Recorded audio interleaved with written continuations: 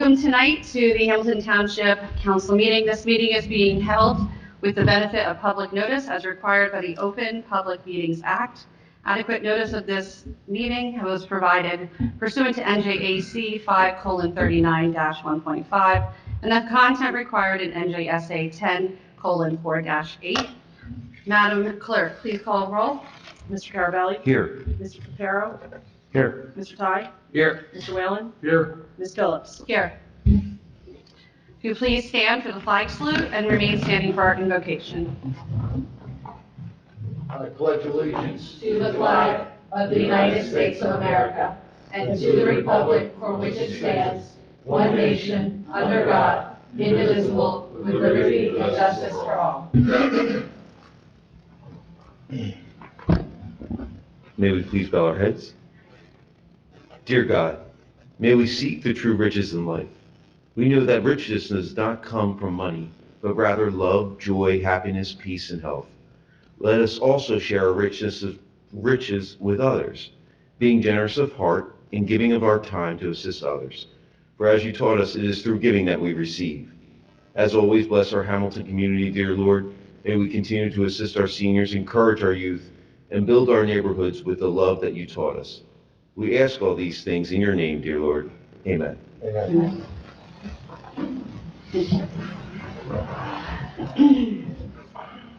At this time, we will be recessing as the Township Council and convene as the Board of Health. We will have the report of the Board of Health presented by Kathleen Fitzgerald, Director of Health, Recreation, Senior and Veteran Services. Welcome.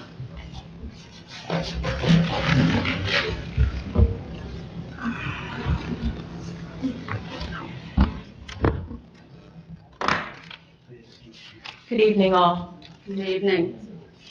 As the Director of the Hamilton Township Department of Health, Recreation, Senior and Veteran Services, it is with great pride and pleasure that we come before you this evening to present our report to the Hamilton Township Board of Health. The Hamilton Township Division of Health is dedicated to maintaining the health and well-being of all of our residents and visitors by means of prevention, health promotion, and education. During our last few meetings, I gave an entire overview of the intricate responsibilities of each section within the Department of Health. Again, for anyone new here this evening, I will briefly summarize that. Our Division of Health encompasses 4 sections. That includes Public Health Services, Consumer and Environmental Health Services, Vital Statistics and Licensing, and Animal Control Services. This evening, you will receive a report on each section from our health officer and our shelter manager. I also invite members of the board, as well as our residents, to take a moment to read the Divisions of Health's annual report. The report will donate in detail the accomplishments of this division in 2021. And you can find this posted on the township website, and this is what it looks like. I think several of you may have been emailed. So we invite you to read that because it does give a very good overview of the hard work that the Division of Health has done during the year of 2021. As the COVID pandemic continues, who would have thought, we will provide you with an update on that this evening. Our health department staff, our health officer, our public health nurses, and support staff have been working diligently every day since Hamilton had its very first case of COVID-19 reported back in the spring of 2020. Our nursing staff has coordinated clinics, administered thousands of doses of vaccine. Additionally, we have been working hand in hand with the Hamilton Township School District nurses and staff to develop a safety protocol for their school in regards to COVID-19. Currently, to date, we have 12,083 Hamilton residents reported having a positive COVID-19 case. Unfortunately, we have lost 400 individuals from the virus. However, we are very happy to report that many Hamiltonians have recovered from this virus without incident. We will continue to work to combat this virus and ask our residents to continue practicing social distancing, hand washing, wearing masks when needed, and getting vaccinated to help stop the spread of the disease. The COVID pandemic has affected the division's workload by increasing the responsibilities of all staff within the division. However, the Department of Health has risen to the occasion to this challenge and has continued to work with all hands on deck on behalf of the residents of our township. Along with this pandemic, our health department staff continues to provide the state-mandated services each day, along with other public health-related services, including retail food establishment inspections, licensing of other required establishments, and many certificates and licenses issued through our vital statistics section. Another priority this administration and our health department has accomplished are the improvements of our animal shelter. The shelter management team, which consists of myself, our health officer, the shelter manager, and our assistant township attorney, have accomplished so much in a short period of time. We have created new policies, operating procedures, necessary records, and documents required for better record keeping, addressing and remediating any previously noted deficiencies, making facility improvements, but most importantly, providing the best quality of care for the shelter animals. In addition to the management team, our shelter staff of ACOs, animal attendants, and clerical support have all been instrumental in moving our shelter in a forward direction. I would be remiss if I did not give acknowledgement to all of the volunteers and our advocates that have shared their concerns and offered their help with solutions and networking and contributions to our shelter and staff. I am proud to say we have accomplished many of our goals, which we will be discussing this evening. At this time, I am pleased to present to you the Health Officer, Chris Helwig, to provide his support.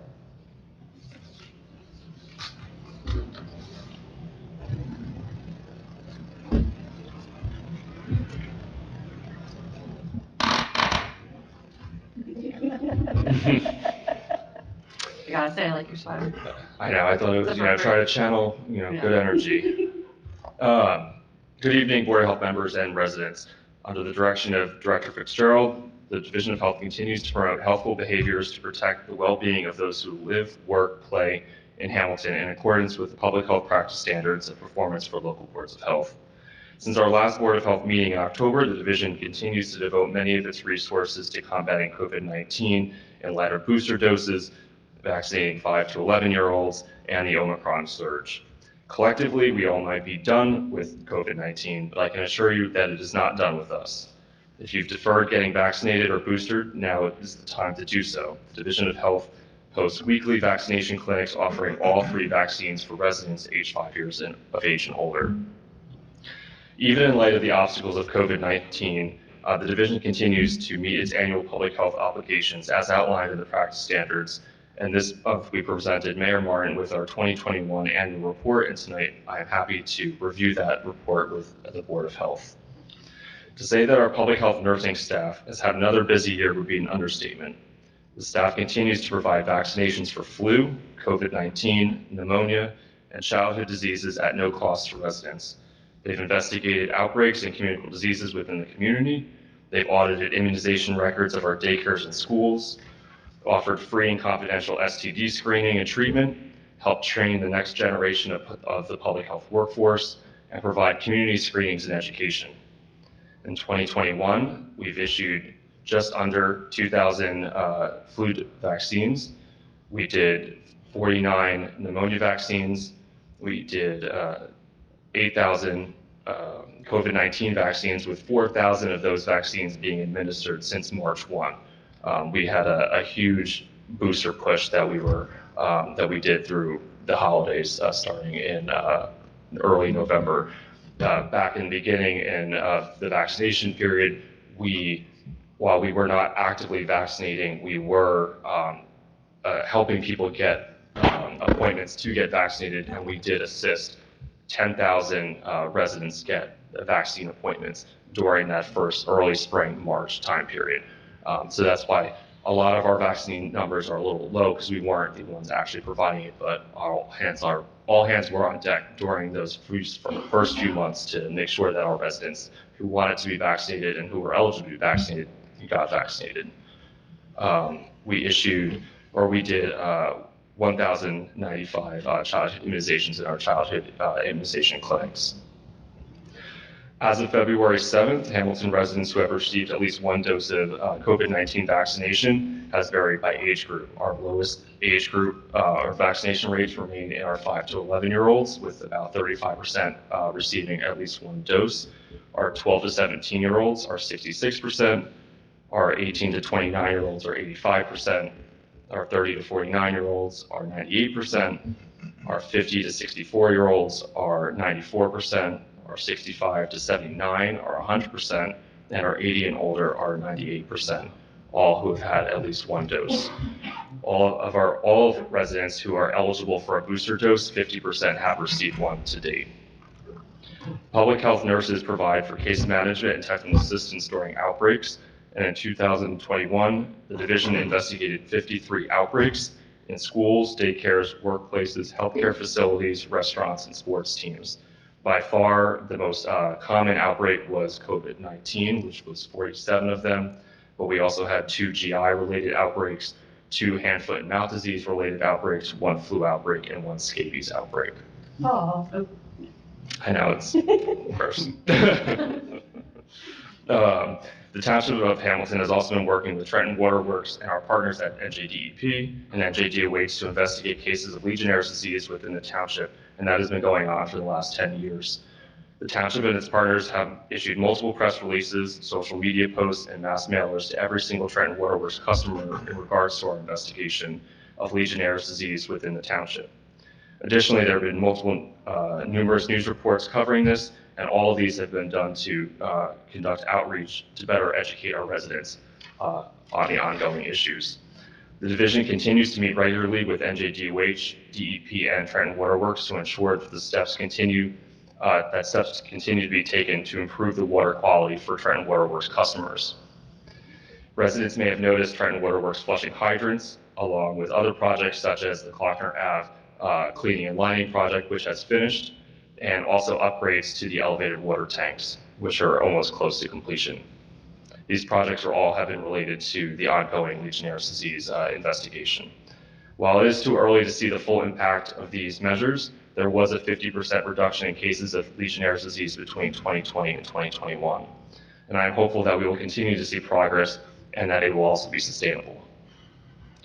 The division maintains a shared service agreement with Ewing, Heightstown, Lawrence, Robbinsville, East Windsor, Hopewell Township, Princeton, and West Windsor to provide for sexually transmitted disease screening and treatment to their residents along with ours.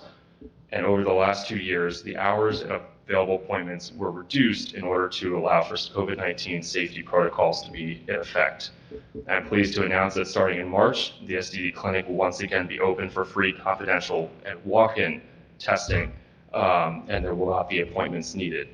Additionally, in March, we'll be piloting evening hours for our STD clinic on Tuesdays from 3 to 5:30, and this will be on top of our already standing Tuesday morning hours for clinics. In 2021, we saw 106 STD clients. Throughout 2021, the division was also involved in updating the Mercer County Community Health Needs Assessment, along with our partners in the Greater Mercer Public Health Partnership. The CHNA process included a combination of data collection from primary and secondary sources.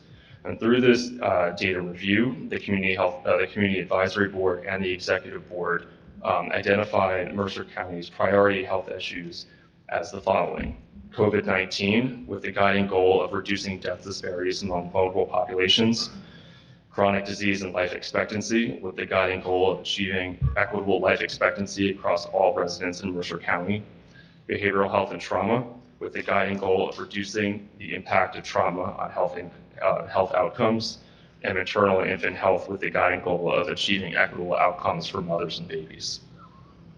The division will take this information that is outlined in the county CHNA and develop a community health improvement plan for Hamilton.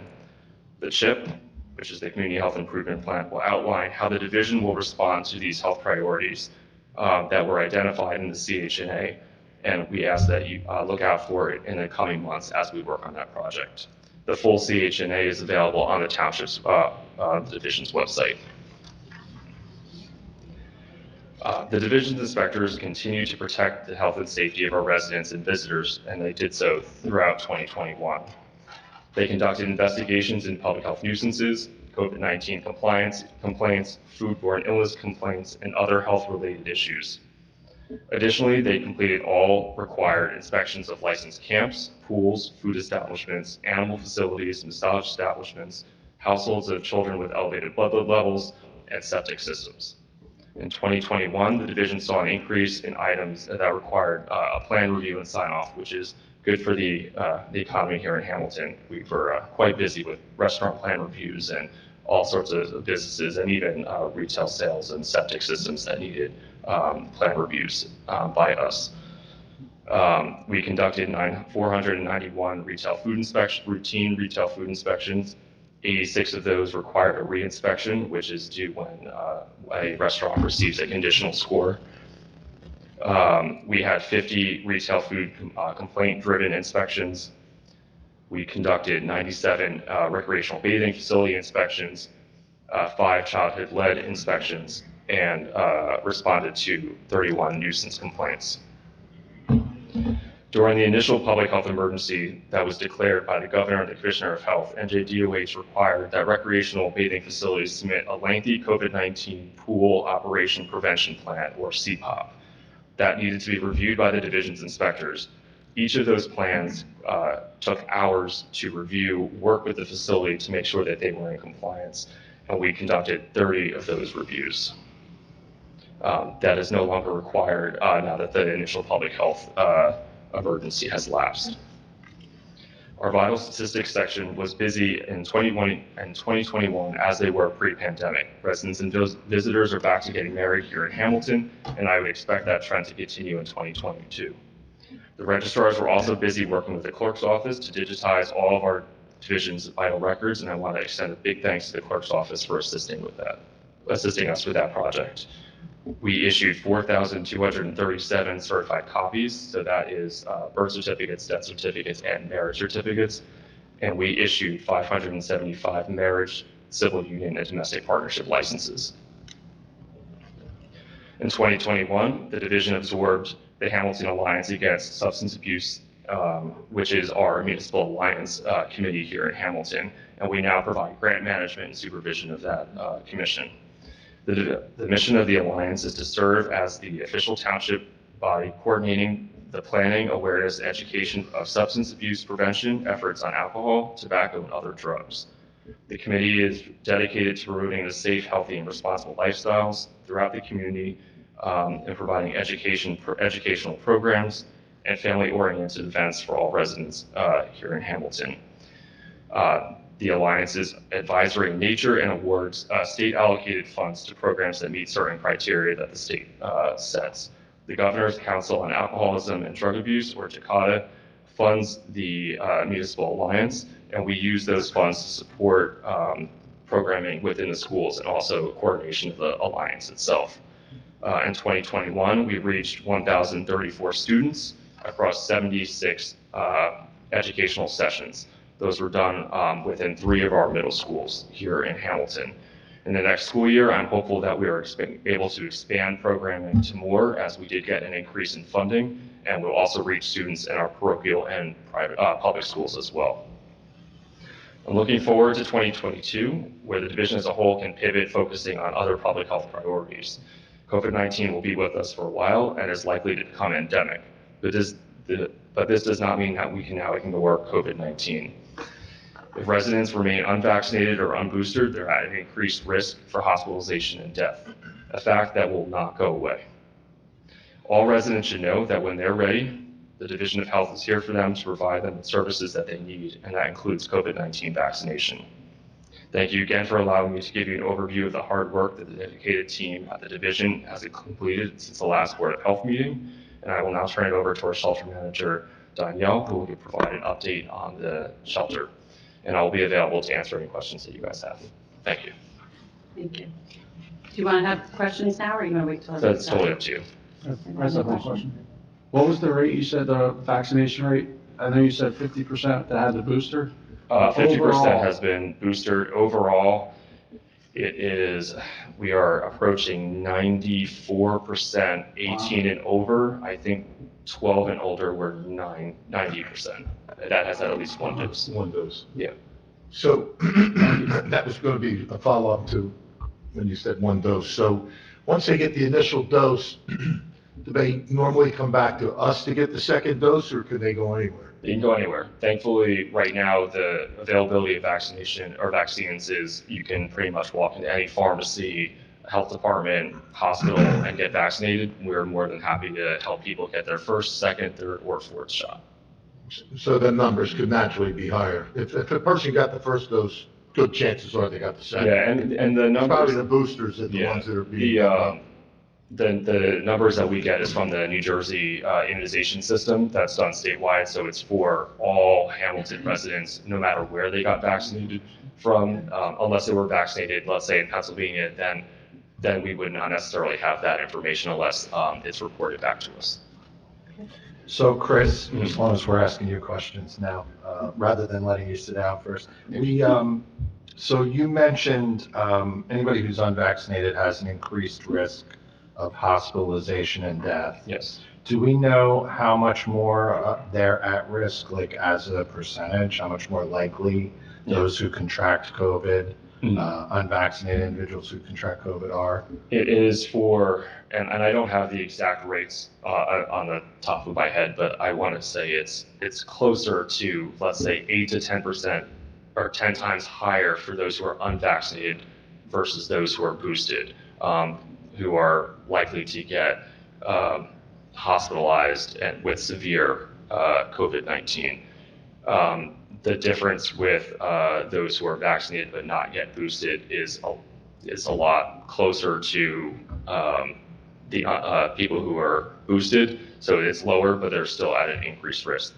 Those who remain unvaccinated have a significantly higher risk and higher chance of becoming very sick with COVID-19 and requiring hospitalization, or unfortunately succumbing to the disease. Thanks for that answer. I have one other question on the STD clinic, the shared services agreements. Yeah. Isn't it correct that our health employees are staying in Hamilton? The residents of those other towns are coming to us? Yes. And the towns are paying for any service that we provide. Correct. So in a sense, they're helping to subsidize our full-time employment of those. Yeah, absolutely. Yeah. They, we send them an invoice, and it's done, confidentially. We're not disclosing the patient or the resident to that town, but we provide them with an invoice, and they do pay according to the fee schedule. Thanks for the report. Yeah. Just to follow up, Chris, thanks for coming today, and great report. Just to follow up with Councilman Ty had mentioned, is it, over 50% that's outside the township in cases, or is it, more like, 20% of our caseload for the STD clinics that you mentioned? The vast majority are Hamilton residents, but it's probably spread across. I would have to do the breakdown. I mean, it's probably about 50% us, 50% the rest of the county. Oh, wow. Yeah, I think that's probably about right. And we continue to, I guess, drop with our new cases, daily Yes. new cases. What are we at right now? It was, I'm sorry. I forget, it was 62 cases in the last 7 days. The last 7 days? Yes. Wow. So, knock on wood, Yeah. it's continuing. I mean, I think we're kind of in a grace period right now, so now's the time to kind of enjoy it. Kind of like last year. Anybody else have any other questions? Chris, I just want to go back to, thank you again. This is a very detailed report.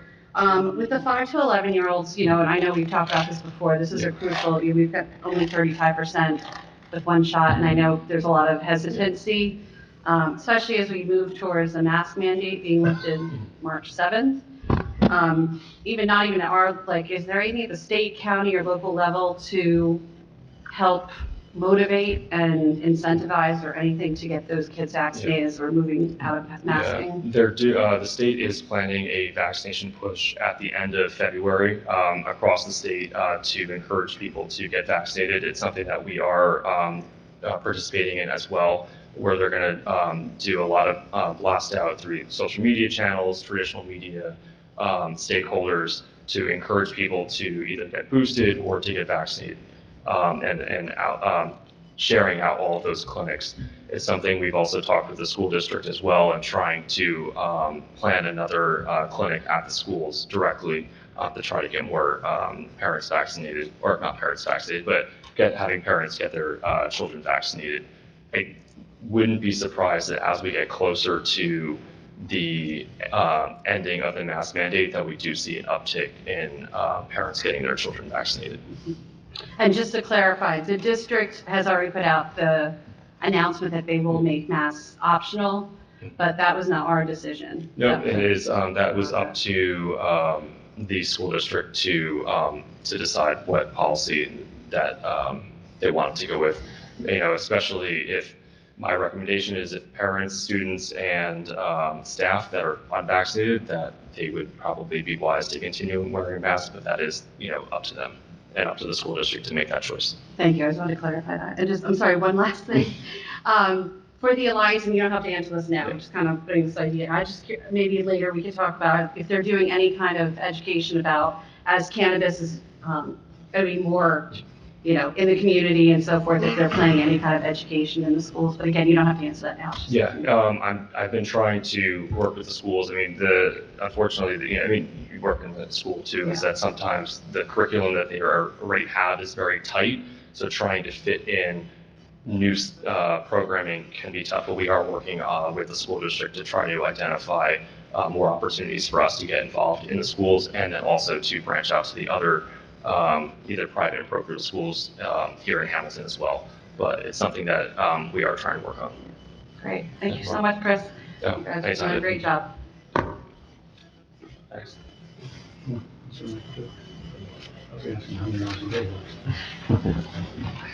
Hi there. Thank you Good evening. for having me. Good evening. So 2021 was certainly another challenging yet productive year for the Hamilton Township Animal Shelter. We had a total intake of 514 animals. That is a 34.5% increase over 2020. Of the 514 animals, we had 228 adoptions, 167 pets returned to their owners, 32 animals transferred to other rescues or shelters, and 30 animals that were humanely euthanized, and 10 who died naturally. Once again, we have surpassed the benchmark of 90% live release and what could be considered no kill. I'm proud to say that the shelter had a 93.4% live release rate for the year 2021. As of yesterday, as of yesterday's date, the shelter housed 27 dogs, 25 cats, 3 rabbits, and 1 pot-bellied pig, who is looking for a home if anybody is interested. There are an additional 22 animals in foster care, with the majority of those animals being fostered to adopt. So they'll likely be closed out and adopted. I think 2 are actually real fosters. The public can find the information about our available animals on our website, so they get posted, and once they're adopted, they get taken off the website. The shelter pages of the Hamilton Township website are regularly updated to include all of our applications for fostering, rescue, adoptions, volunteering, as well as our yearly statistics and the statistics from previous years. We share our statistics regarding intake and outcome of companion animals in the shelter and update this information monthly. The data includes a detailed breakdown of cats, dogs, and other animals. Other animals could be the pot-bellied pig, the rabbits, bearded dragon, whatever comes through our door. We have a page for pet parent resources as well that's aimed at helping people handle behavior issues in an effort to prevent them from surrendering their pet due to behavior problems. Our social media, which includes Facebook and Instagram, has an important role in our relationship with the community. Our Facebook page has grown from when it was launched in April of 2020, when we officially launched it was 811 likes, if you will. And this week we launched it's over 4,200 as of this week. The social media platform is used to not only share adoptions with our community, but also to promote adoptable animals and share found pets, as they come into the shelter with the intention of helping reunite them with their families. The reclaim rate for stray dogs in 2021 was 81.6%, which is well above the state average of 26.4%. Through social media, we are also able to share educational information about topics such as TNVR, community cats, and to promote events such as our free rabies clinics. In 2021, dog licensing was moved to the animal shelter, where we issued Getting some feedback. Let's see if we can't figure that out. Is that somebody's phone?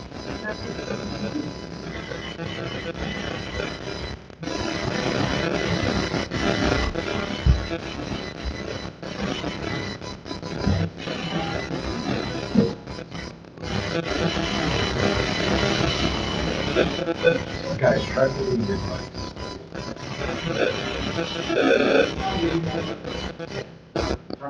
So that's me. How do I do that? Good question. Oh, maybe the phone.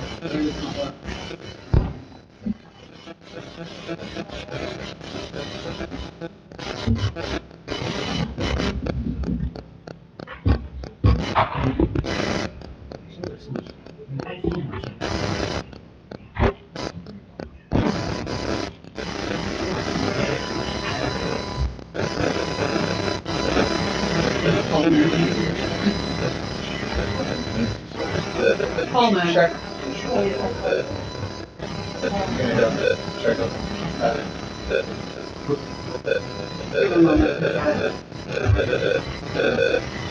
There's no one.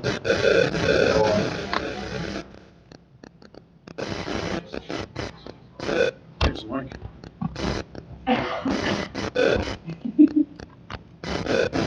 Somebody video.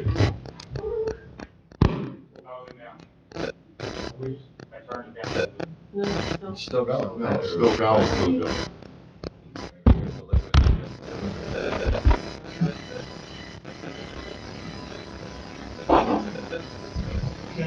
You guys down there, try to get your mics.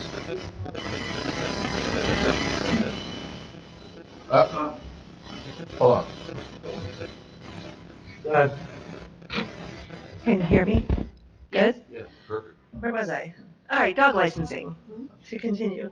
The dog licensing has moved to the animal shelter, and in 2021, we have issued 3,616 dog licenses.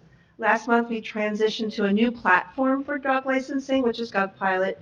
As of yesterday, we have issued 556 licenses this year.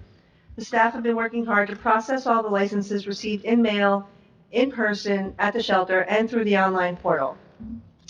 If there are any residents that have questions about the process, we ask you to call us at 609-890-3555 or stop by the shelter and we'll address your concerns in person.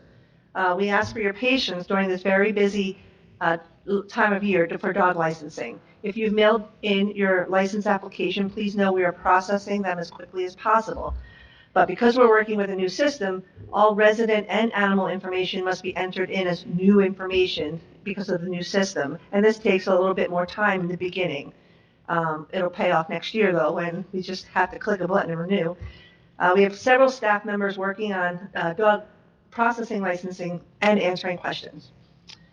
In 2021, we hosted 6 total rabies clinics, 708 dogs and 128 cats, for a total of 836 animals received free rabies vaccination. We have our next rabies clinic planned for Saturday, February 26th from 9 a.m. to 1 p.m. and then 2 more this spring on March 19th and 23rd. These dates have been rescheduled from the original printed dates in the township calendar due to the availability of the veterinarians.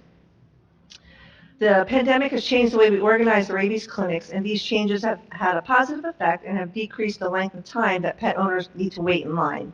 The rabies certificates are printed in advance for those who are pre-registered, making their time in the building just minutes. We have just recently also secured the services of a vendor for our deer carcass removal in the township. So this will save money as far as removing, and so residents can use Hamstat or the Q alert system to request and alert us to a deceased deer, or certainly they can call the shelter. Dr. Krista Goki remains the veterinarian of record for the shelter. Dr. Goki's knowledge, experience, and compassion are a wonderful addition to our team. She is very helpful. We continue to host I continue to host monthly and sometimes bi-monthly volunteer orientations for those interested in joining our volunteer team. Information can also be found on our website page for the volunteers as well as the application packet. Interested candidates can email me directly at djoya@hamiltonnj.com. Our animal control and shelter team is making great progress and will continue to work at making improvements to our operations, programs, and services to help the animals and the people in our community. That's all I have. Thank you. Go ahead. Recently, we had a couple of friends of ours were over for dinner, and they mentioned the process when they were filling out their dog license information. Yeah. And you hit on it. I guess this is the one and only time that they're going, since it's a new system. Right. Because they were like, we gave that information the year before, we had to give it again. Yes. This was very recently, that's what's coming into my, and you just hit on it. So the spay and neutering information would autofill, like it would already know it in the system, so you would only have to just click on Correct, new. yeah. And So when they're uploading their attachments this year, as long as their information, it's all kept in there. The Okay. attachments are actually kept as files and all. And it's wonderful system, it's just a learning curve because it's new. The communication, the automated emails when we process a license, the residents, emailed automatically, their receipt is emailed to them, and then we ship, obviously, the license and tag, it goes out in the mail. But it's just a little bit of a learning curve and a process. But yes, once all their information is in there, and once we get the credit card payment hooked up on the back end, so that next year, it'll be like, renew, all my information's there, pay, and done. And really, we review it and click issue license, and it'll be so much faster. So the system is good, it just, obviously, First time around. yeah. Okay. That's what I was actually going to ask about that too. I know that the online has been great. I've had people ask me about the online payment, if that was going to be coming. Yeah, it's just forward. not hooked up yet, it's connected on the back end, if you will. So what have we been telling folks? And now, again, a learning curve, I've been working with GovPilot to change the automated email to tell residents to please call, they can call the shelter and we'll do a credit card over the phone and process, so they don't even, have to come in with that payment. Great. My dinner invitation got lost in the You night. didn't make the cut. So, I don't remember. Danielle, thanks for joining us. I see on the Facebook page all the success stories of placing animals in homes. And so it's great to see. The Facebook page looks great. Now, are there times when you may receive an animal at the shelter, a cat, for example, that you wouldn't be placing in the public social media realm to publicize? And if so, why? Sure, so certainly if an animal comes in and we already have owner information, I wouldn't put that animal out there, Yeah, you did say that of the placements that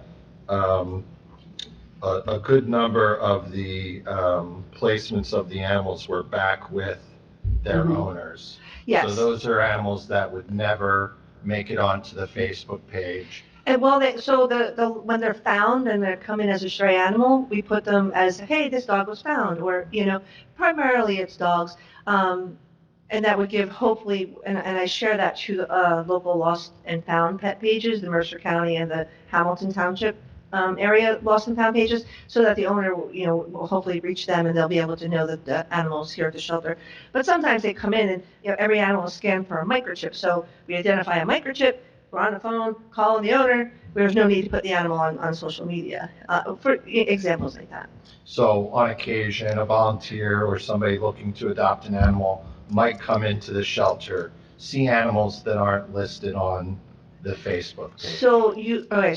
So you mean like adoptable animals? I'm Certainly. I'm just talking about sometimes somebody might walk into the shelter and be like, oh, I see these 10 cats and only 5 of them Yes, are on. okay, now I know, okay. Yeah. So yes, why wouldn't they be listed as available on for adoption? Yeah.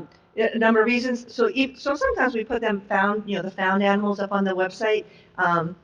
People are already contacting us interested in adopting them. So they never get put on the website as available because I've already received 3 applications and the animal's getting adopted. Or folks fill out applications and we keep them, and then if I know, like, oh, remember so-and-so, she was looking for this kind of animal, so we'll pull that application and be like, hey, we just got this dog in, it might be a good match for you. So a lot of times they're getting adopted before they're even making it to the available part of the website. Does that make sense? Yeah, great, Yep. thank you. Yeah, thank you for explaining. I think Sure. that's really good information for people to know. That's why they might not appear. I have a question, I'm not sure, Danielle, I appreciate you being here. I'm not sure if you want to answer or if Kathy.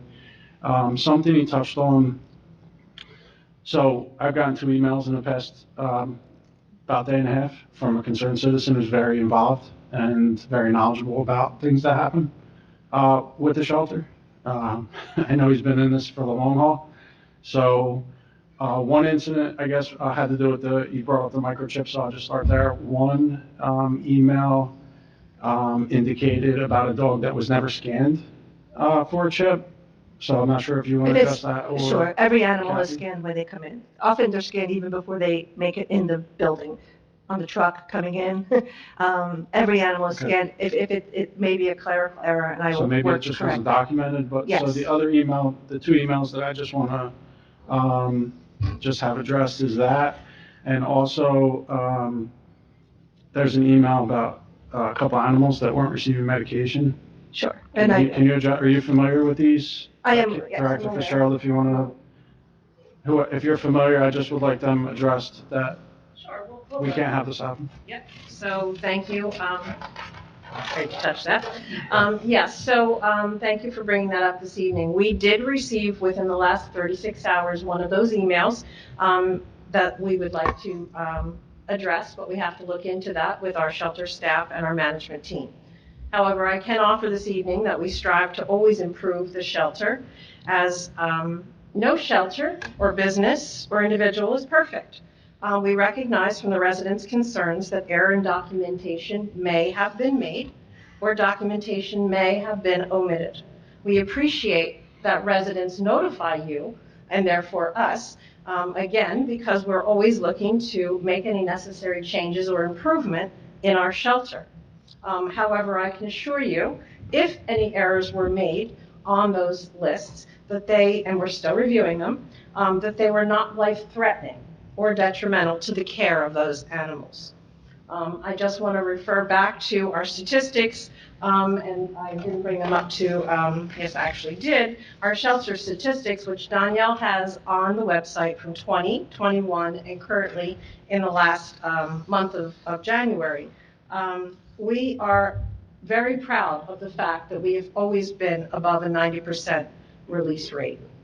We continue to assist the animals in our community by accepting transfers of animals from other facilities that may have never been given the opportunity for adoption or rescue.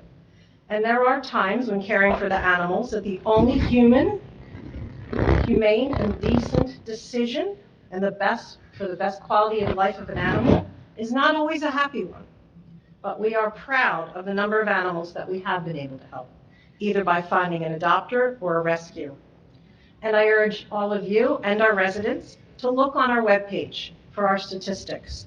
The statistics show our commitment and leadership in providing transparency, the best care and outcome for the animals in our shelter, and for the goal of all of us, including our animal advocates, which we are very proud to share, continues to be finding a forever home for each animal in our care. So with that, we will continue to investigate those comments, and with that is what we have to offer this evening. Can I just follow up? I appreciate the answer and that you are still looking into it. If in fact, the medications were missed, and I understand whether it was life-threatening or not, to me, right now is irrelevant. If in fact it was, do you know of a potential remedy that we can't obviously have that happen?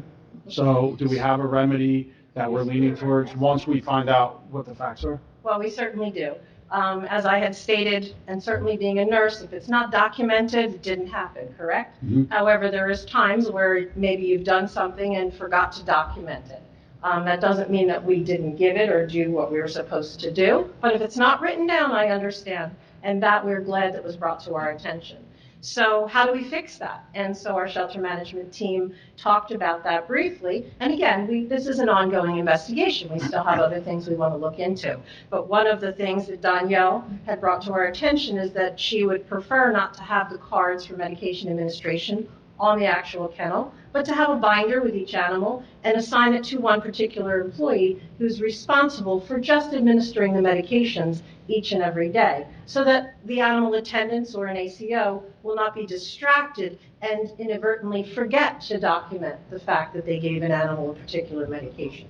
So we are doing our checks and balances, and again, we thank them for bringing it forward so that we can now take a look and try to revise our policy and procedure on how to go about administering this, the medications. And once your findings are done, can you just report back to us so that we're kept in a loop and it doesn't Absolutely, we get lost? will report back to all of you. And the only other thing I would ask is, you did say that the stats were on the website for 2020, 21, and 22. That is correct. I know there was discussion only having them on the website for 1 year, and in honor of transparency, we would like them to stay on more, because it shows the success rate, but it also shows the residents that we're not hiding anything, that we are being. So if we can keep those stats up there for longer rather than a shorter term, I can't speak on behalf of my colleagues, but if they're up there already, why take them down? There's still there, there's no plan to take them, remove them. Okay, Again, thank you. all we want to be is open and transparent, put the information out. We're very proud of the numbers that we have produced and the direction we have gone in the last year and a half. Yeah, I also appreciate the work you've done to implement a clear chain of command, a clear responsibility. And I hear you saying that as a part of this record-keeping issue that was just brought to our attention.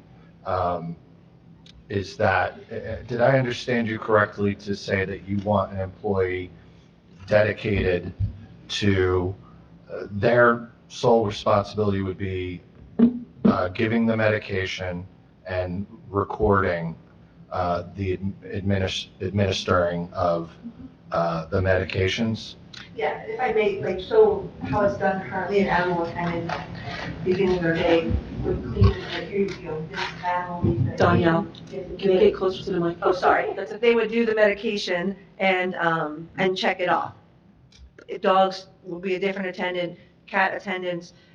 So I want one person, and this has worked in previous shelters, so we have a binder, and here's all the animals that require medication for the day. Here's all the medications, so now these files or these sheets don't have to be kept on the kennel cage. It'll be in a binder. One person walks around, here's your medication, and they're checking off the binder as they go through. So it's not stopping to clean the next animal's cage and then this animal needs medication.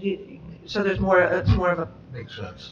streamline Yeah. like that. Yeah. So we're actually using perhaps a model in a hospital. You have your medication nurse that goes around and administers medication, and then you have the one who does the primary care of bathing and helping the person. So we thought, how could we improve this so that medications are given and certainly are documented without failure. So one of Danielle's ideas was to assign an employee. It may not be the same employee every day, depending on obviously the staffing, of course, but this also gives Danielle a chance for oversight, which is something that we all are very proud of that we have. She could take that binder at the end of her day and go in there and make sure that each animal, she sees the medications that has been administered and it has been documented. So we're just trying to do checks and balances with that to ensure that a card doesn't inadvertently get thrown away or that the medication documentation is omitted. Yeah, a month later, you're not necessarily going to know who cleaned what cage.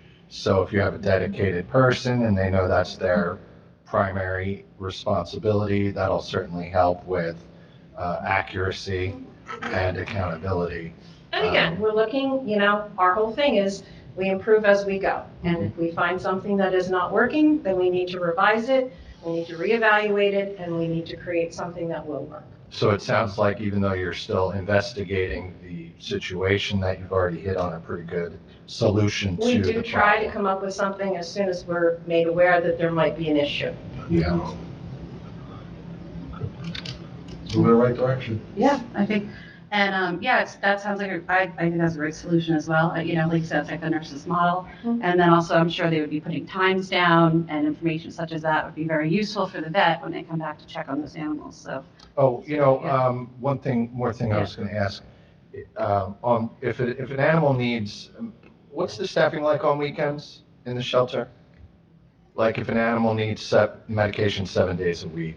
We don't currently, animals, I mean, there's animal attendants there on Saturday and Sunday. There is not a PM animal attendant. Dr. Goki does try to do, primarily she tries to give once-a-day medications, but sometimes the medication, you can't help it, it has to be given twice a day. If they're there till 4 o'clock, generally the animal attendant would try to give it, it would be early, but she would give it at 4 o'clock instead of 7 o'clock, because there is no one working at 7 o'clock on Saturday or Sunday. However, I'm still investigating this because often just because an animal attendant or an ACO was not scheduled does not mean that we didn't ask them to come in on overtime. So we are looking at the payroll schedule so we can find that out and compare that. So there is, again, further investigation. We're working on all of the details we can to try and prevent any issues for the future. Thank you. I'd like to also just compliment you on all the improvements over the last 2 years at the shelter. I know Councilman Ty and I had a chance to stop by one of those rabies clinics, and it was a well-oiled machine.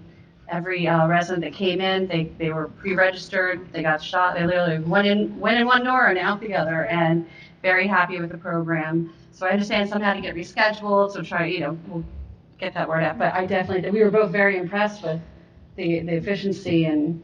It was funny because one of the dogs was much happier on his way out of the clinic than he was like he knew the building, he knew Yeah, what he he was was in for there.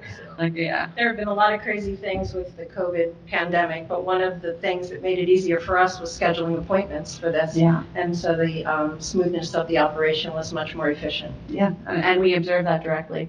And then just, in my heart, like, the one, and you probably know the dog by name, I'm blanking out, the little mangy. Finnegan? Yes. I don't know if you guys followed his story, but thank you for all you did for months. For months. Yeah. You took such good care of Finnegan, got him healthy. We've been in touch with the adopter, and he's doing very well. Actually, I think her word were, we needed him, and so he's made them very happy. Oh, thank you. So thank you.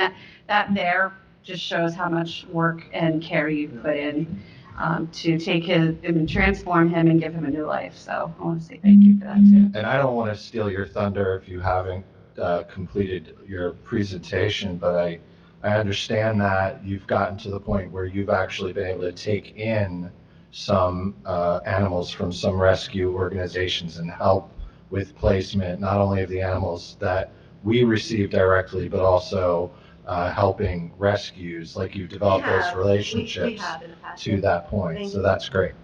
It's Thank you. great to see. We're a little full right now, so. Do you have any adoption events coming up or?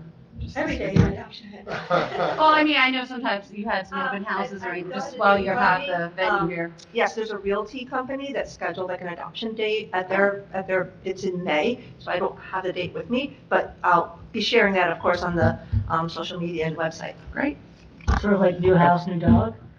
Was that? Is it a realty company, like new house, new dog? Is that what it is? New house, new dog. Yeah, yeah. Oh, that'd be great. We should, that's a good idea. There you go. New marketing technique. I actually have one more question before you go.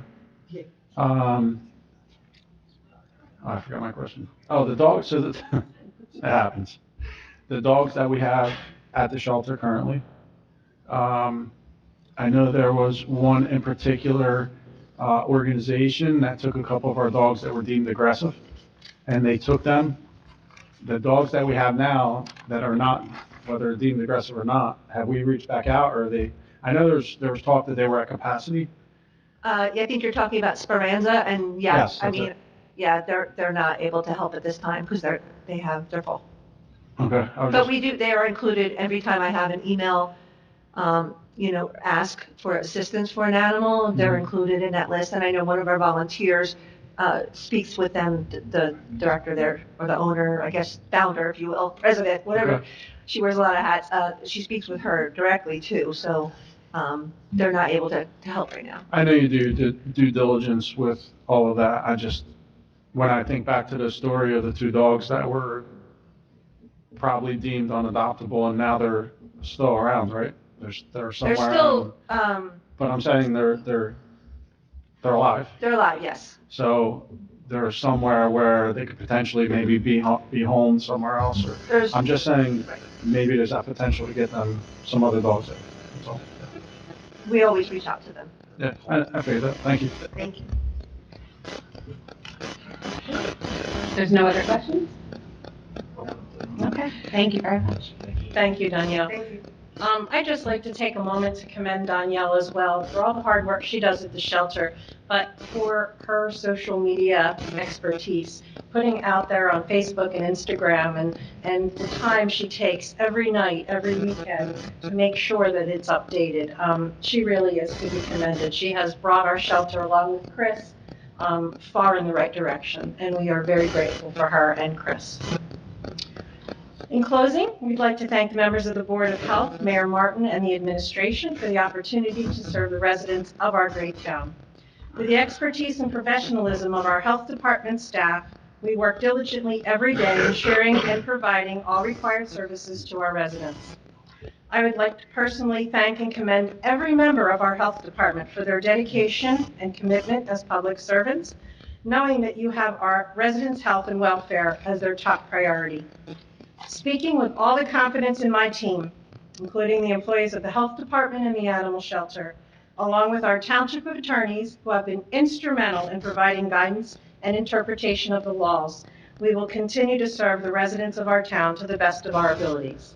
We look forward to reporting to you at our next Board of Health meeting the continued progress and list of accomplishments made by the Department of Health. Thank you and be well. Thank you very much. Kathy. Thank you. Before we move on, I just want to say thank you again to Kathy and Chris and Danielle, again, for all the hard work. Again, I think we said this last year, entering 2020, we had no idea what was coming, and so we've all been through this together, and you guys have really, just blown us away with all your hard work. So I appreciate that. And before we do adjourn as Board of Health, we will open it up to public comment, which would be the same as any other time where you have an opportunity to come to the microphone, give your full name and address, and the first time is 4 minutes and the second is 2. So I don't know if there's anyone here who would like to have a comment during the health department, specifically that one. What?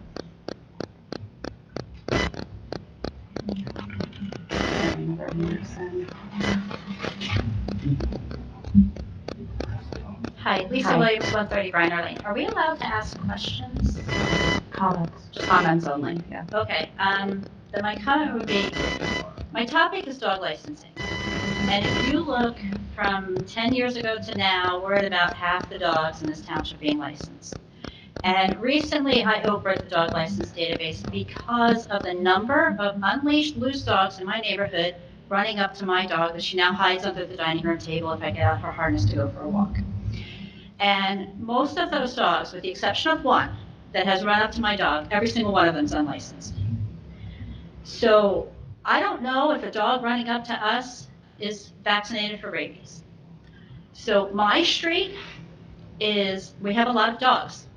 And prior to one issue in November, only 4 dogs were licensed. That issue got us up to 5. That is the issue that caused me to open the dog license database.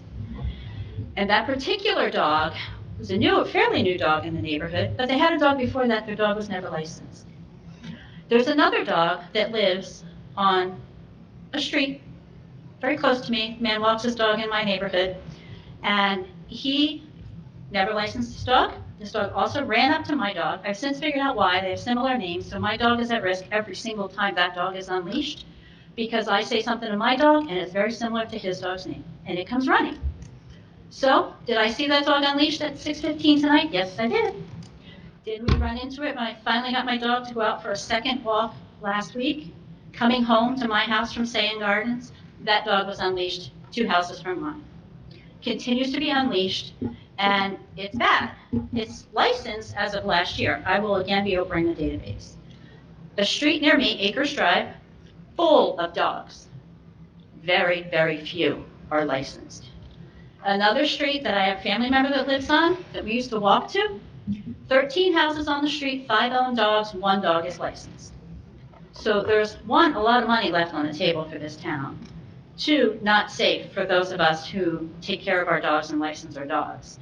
And I'd like to know what the process is to license dogs in our town, because it's not being followed. So it is obviously it's, the owner is required to license it. Now, I would ask that you report it to Hampstat, because then, because unless, we won't necessarily, we don't drive around. You live in your neighborhood, you know which houses have the dogs.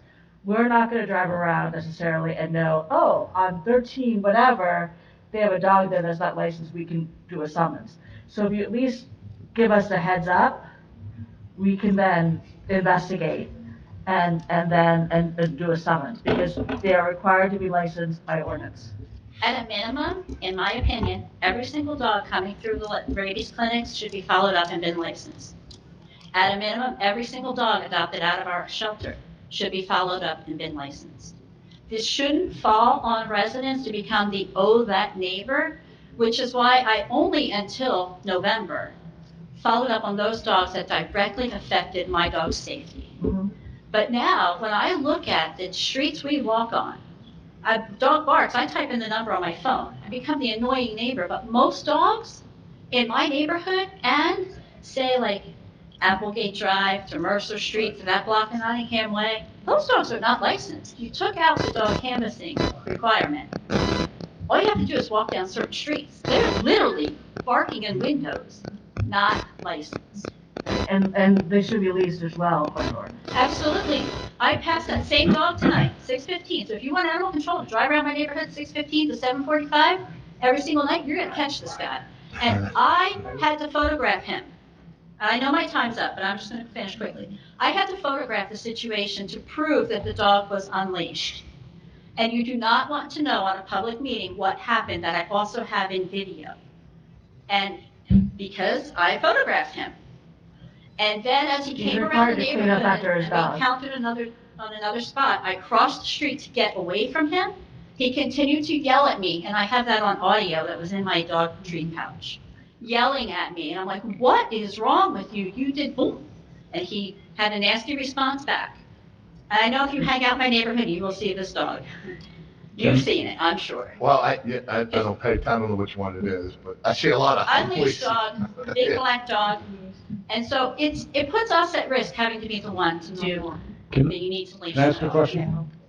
Yeah, thanks. Go ahead, Councilman. Either for the business administrator or either Kathy or Kathy. Are we able to, change the rules as when you get your rabies vaccine, you have to show the dog license? Yes. Oh, go ahead. I mean, we've talked about this before, and you know how, like, my dog is crazy. Use the microphone. She doesn't even want We're never gonna pick you guys up. You gotta use the microphone. So, yeah, Chris, you want to come up to the microphone? Sorry. So in regards to, I'll start with rabies.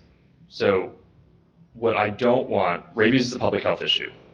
I want every single dog to get a rabies vaccine here in town and not have to have our residents, if they choose not to comply with our licensing rules, to feel that they cannot come get a free rabies vaccine. Because unfortunately, while I do understand the residents' concern, my number one priority is to offer rabies vaccine to all of our residents at free, no cost, and to have them feel that they're in a safe environment where they're not going to be ticketed for not having a license, or not feel that they can't come because they don't have a license.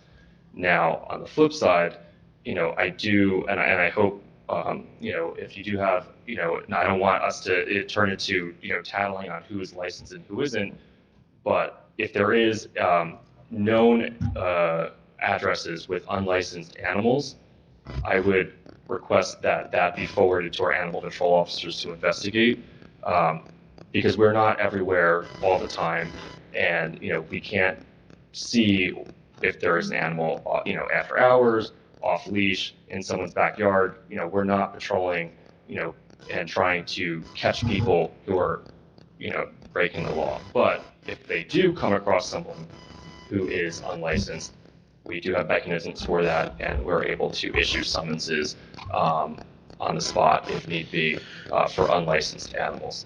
So I would, respectfully ask that residents who come across unlicensed animals forward that to our animal control officers or the police department or ham staff for us to follow up on. So Chris, I just want to point out there's really no direct mechanism for the public to communicate directly with our animal control officers. The best way to do that is either through Hamstat or through our Director of Health, Kathy, or through our shelter manager, Danielle. Yeah, so it would be contacting the ACOs through the shelter, through Hamstat, or through Central. I just want to make that clear, Yes, because talking to them directly. instead of calling and saying, can I talk to an ACO, which isn't the best course. We want folks to talk to managers who are going to take ownership and are trained to take ownership of an issue like that. Yeah, no, thank you for that clarification. Yeah. Yeah. And Chris, just when you do the rabies clinics, do they talk to the resident about licensing? And we do offer, and we do make available the licensing application on site, so if people do need to pick it up, it is there.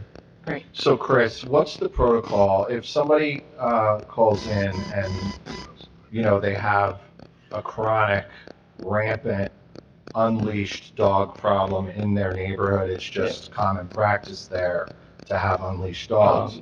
What can we do about this?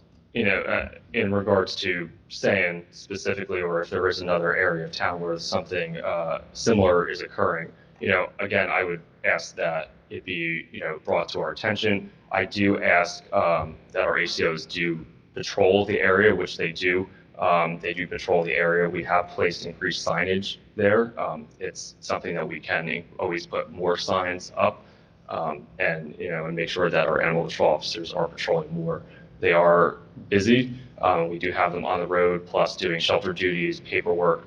And we only have 4, and there's usually 1 or 2 on the road at any given point. So we are a large municipality, and we're trying to handle it. But the best option I could say is continue just to bring it to our attention, and we'll address it that way. And in a best practice situation, if an ACO happens upon an unleashed dog wandering around on the street, what's their course of action? If with an owner or without an owner? Well, if it's unleashed, I'm going to assume the owner, I don't know. You can. Yeah, so I mean, it's a rare instance. I know it has come up once, but it can, let's say ADA, if the dog is under control by the owner, it does not have to be on a leash as long as it is verbally listened and responsive to the commands. So that would be one first option, is to figure out if that applies or not.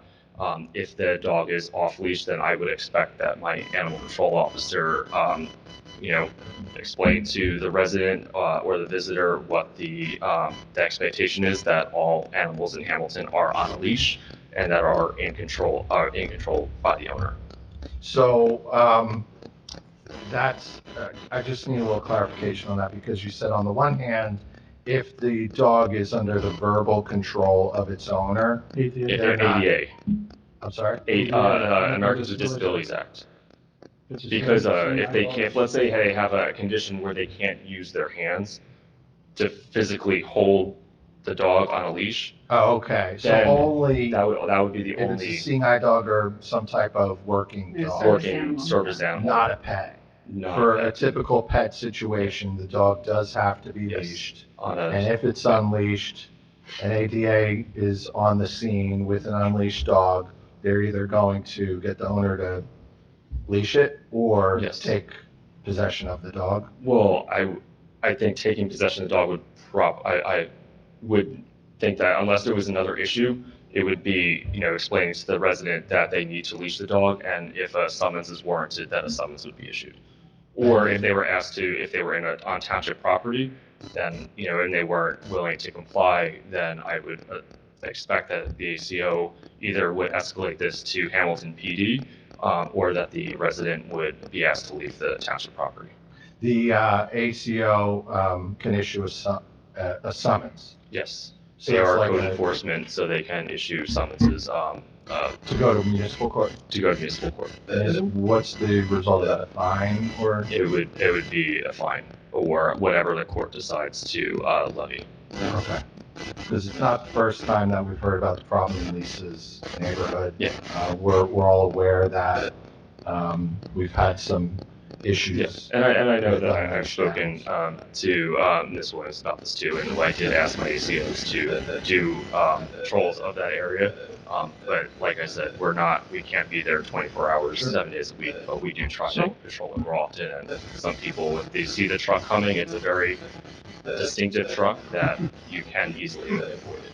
So if we know it's an issue, we know the addresses because the neighbors are calling in, Yeah. and the ACOs are busy, why can't the office staff send a warning letter? It's been noted that you have a dog in your house that's unregistered.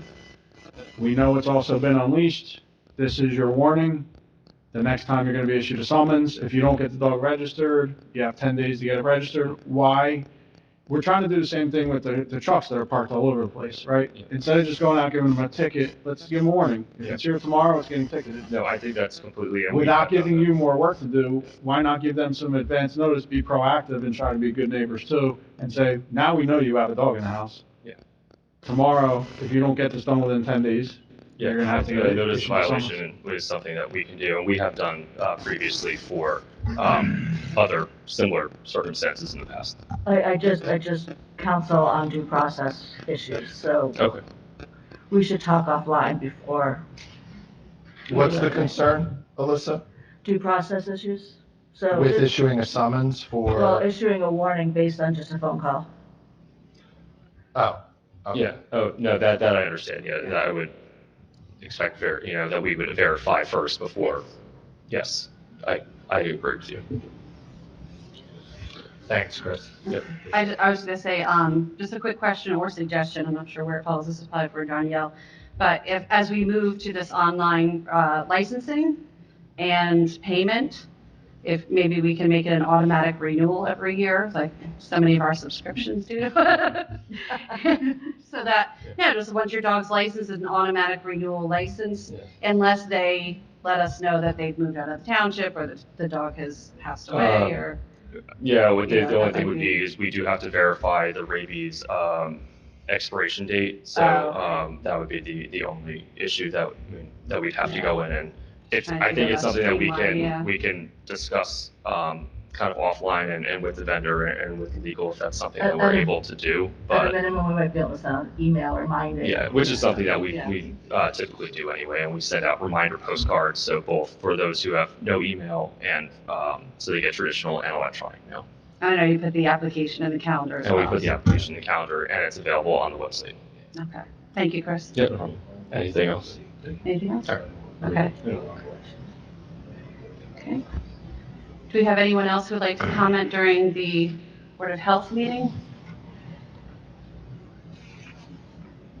Okay, seeing none, can I have a motion to close the public comment? So moved. I'll second. I'm sorry, who's second? Pat? I beat him. And this is to accept the report as well? Oh, I'm sorry, and yes as well. Yeah. Actually, can I make that a separate motion, or should I make it together? Okay, so to close the public comment and accept a motion to accept the report. So I move that we accept the report as presented and close the Board of Health meeting. And I'll second that. Very good. Mr. Carabelli? Yes. Mr. Capero? Yes. Mr. Ty? Yes. Mr. Whalen? Yes. Ms. Phillips? Yes, Passes 5-0. thank you, Madam Clerk. Next At this time, we'll adjourn as the Board of Health and reconvene as the Township Council. I don't know, did you want to take a little break? Okay, so we're just, if it would be, Madam Clerk, if we might recess for maybe 5 minutes, take a little break, and then we'll Okay, Yes, ma'am. thank you. All right, this time we will reconvene as the Township of Hamilton's regular council meeting. I see, Madam Clerk, we have the minutes. Yes, for your consideration, we have the minutes of February 1st, 2022. Okay. Any question or changes or adjustments from council? Okay. Do I have a motion to approve the minutes? I make a motion to approve the minutes, February 1st. I'll second that. Madam Clerk? Mr. Carabelli? Yes. Mr. Reparo? Yes. Mr. Ty? Yes. Mr. Whalen? Yes. Ms. Phillips? Yes. Passes 5-0. Next is communications C1 and C2. The receipt of documentation to update home address information for ABC license 10333 023006 FXP Enterprises LLC. This is an inactive pocket license. And C2 is Robbinsville Hamilton Rotary Club requests permission to conduct food item collection for Mercer Street Friends Food Bank on Saturday, August 13th and October 8th, 2022 at the Foley's Family Market. Thank you, Madam Clerk. Do I have a motion to move on communications C1 and C2? Council President, I move communications C1 and C2. I second that motion. Madam Clerk? Mr. Carabelli? Yes. Mr. Reparo? Yes. Mr. Ty? Yes. Mr. Whalen? Yes. Ms. Phillips? Yes. Passes 5-0. Next for your consideration is consent agenda items CA1 through CA16. Okay, as we look at the consent agenda, just, we will be removing CA5 from consideration tonight and be moving that, for another time. So we'll be looking at, of course, all the other, just to go through. We have the CA2 traffic regulations, that's just the customary quarterly regulations. My numbers didn't quite line up, so just forgive me for one moment. Tax appeals. We're adding some vendors to some of our services. Just looking here. Is it still CA5? Yes. CA5's out. Yeah, CA5 is out. Sorry, some of the numbers changed from our agenda meeting. Looking for which one's the WPC? CA8 is the change in name for cannabis. WPC is CA12. Okay. So yes, just to clarify, this is authorizing the energy agent contract, but this is specifically for the water pollution control. And then yes, we have a changing of a name from a previous application for the cannabis license. They've changed their names, so we just need to adjust and make a revision to that resolution. And on CA15, nope, see that one got moved, sorry. The CA13, the purchase of the tink, claw, and couplers for front and end loaders, that is coming out of the 2021 capital budget. And if council has any questions or comments? I think also, Council President, for that one there, if I read it correctly, 8,000 of that is also coming out of a grant. So, Yes. Okay. Any other comment or question? Okay. Nice to see some action for South Broad Street on CA16. Yeah, and that's actually, that's also a grant, correct, Kathy, from the state? Partially, so we've gotten, grants from that. So I'd say more than half of it is from state money, state grant monies. Okay. Any other questions? Okay. Do I have a motion to move the consent agenda? Public comment? Oh, I'm sorry. Sorry, word person again, it's throwing me off. Okay, so at this time, we'll open public comment only on the consent agenda items. You are welcome to come up, give us your full name, address, and we'll have first 4 minutes if you have any questions or comments just on the consent agenda. Seeing none, do I have a motion to move on CA1 through CA16 with the removal of CA5? I'll make the motion to move on CA1 through CA16, excluding number 5. Thank you. I'll second that. Madam Clerk? Mr. Carabelli? Yes. Mr. Reparo? Yes. Mr. Ty? Yes. Mr. Whalen? Yes. Ms. Phillips? Yes. as the motion CA1 through CA16 with the exception of CA5 passes 5-0. Ordinances, we have second reading ordinance 1, 22-006. This is an ordinance amending and supplementing the code of the Township of Hamilton, New Jersey, Chapter 485, Vehicles and Traffic, Article 2, Parking, Section 485-19, establishing a handicap parking space for 129 Redfern Street. Second reading, public hearing. Thank you. Any question or comment from council? Okay, we'll open it up to the public. Any comments on ordinance 1? Seeing none, I'll entertain a motion on ordinance 1.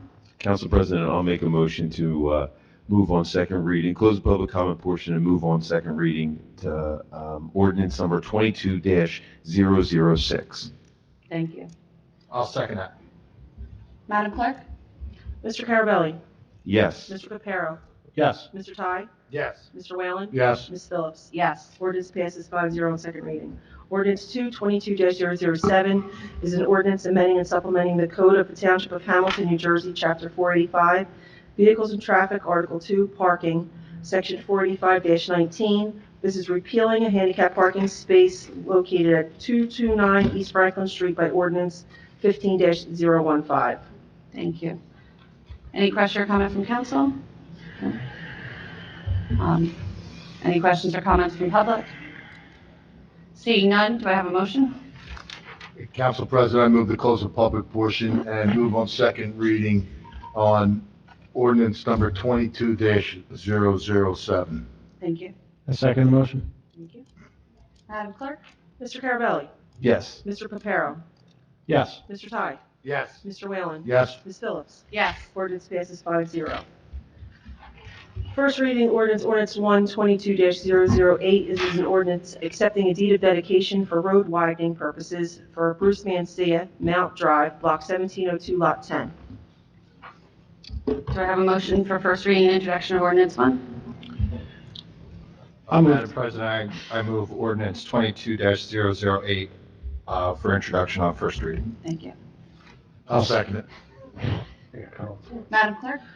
Excuse me, Mr. Carabelli? Yes. Mr. Reparo? Yes. Mr. Ty? Yes. Mr. Whalen? Yes. Ms. Phillips? Yes. Ordinance passes 5-0 on first reading. Ordinance 2, 22-009 is an ordinance amending and supplementing the code of the Township of Hamilton, New Jersey, Chapter 485, Vehicles and Traffic, Article 3, Traffic Regulations, Section 485-26, Vehicles over designated weight excluded from certain streets. Okay, just, I know it's just for first reading and introduction, but this ordinance would be preventing trucks from parking on certain streets over a certain weight limit. Councilman Pepero, did you want to add anything to that? No, ma'am. Thank you. Okay. Do I have a motion? No. Yes, Council President. I'm going to move on first reading and introduction to ordinance number 2, 22-009. Thank I'll you. second that. Madam Clerk? Mr. Carabelli? Yes. Mr. Reparo? Yes. Mr. Ty? Yes. Mr. Whalen? Yes. Ms. Phillips? Yes. Ordinance passes 5-0 on first reading. Ordinance 3 is 22-010, ordinance authorizing a rental agreement between the Township of Hamilton and Colonial Volunteer Fire Company for the real property described as Colonial Volunteer Fire Company Incorporated, 801 Cruiser Road, Hamilton, New Jersey, 08619, for the term January 1, 2022 through December 31st, 2023, $64,000 annually, $120,000 total. So just great, 128. 128. Oh, I'm sorry, $128,000. Okay. Do I have a motion on ordinance 3? I move to introduce ordinance number 3, 22-010 on first reading. Thank you. I'll second it. Madam Clerk? Mr. Carabelli? Yes. Mr. Reparo? Yes. Mr. Ty? Yes. Mr. Whalen? Yes. Ms. Phillips? Yes. Ordinance passes 5-0 on first reading and introduction. Okay. That is the conclusion of our agenda for this evening. We will move into public comment. Is there anyone signed up on there? Okay, so if you haven't signed up, but you would still like to make a general public comment, you're welcome to come to the podium, give us your full name and address, and 4 minutes, your first time up, with any questions or comments.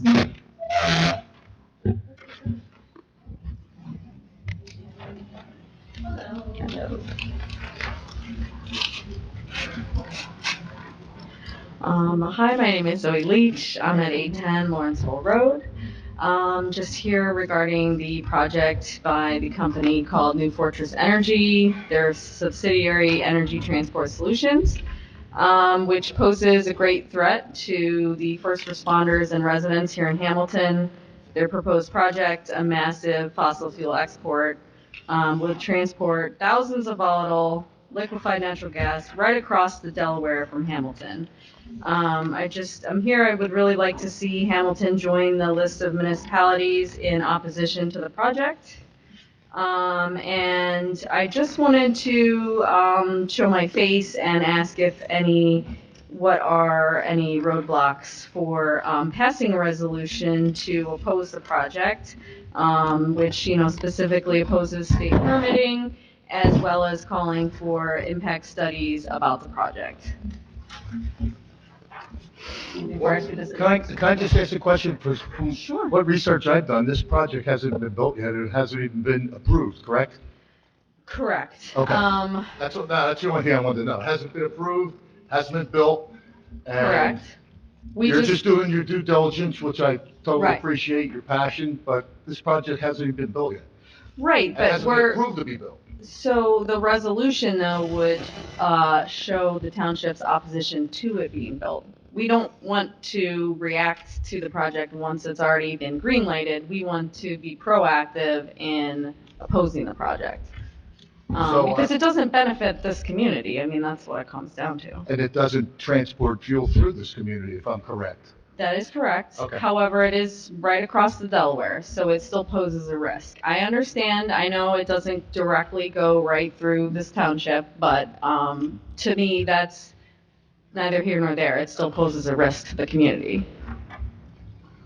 I'm sorry, Councilman Ty, I think you- Oh, yeah, I'm sorry. Did you have a question? No, I wanted to say thank you for joining us to draw attention to your position on this issue. So this is a facility, I thought it was being built in Gibbstown, New Jersey. It is. It's from Wellesong, PA, and the liquefied natural gas will be transported in various routes down through PA and, crossing various routes. The rail route B would be the one that would come right across the Delaware from Trenton and Hamilton areas. So yeah, I guess I was just taken aback with the opposition from, not opposition, but just the lack of, to me, it's a no-brainer issue. Like, it doesn't benefit the community, it poses a huge risk to our, first responders. So to me, it's a no-brainer resolution, and so I just don't understand, what those roadblocks might be, and wanted to understand other people's, the council's position on it. Yeah. I'm sorry, go ahead. I am in favor of renewable energy. Okay. I am also, as far as this council is concerned, in favor of us sticking to our knitting, if you will, to use an expression.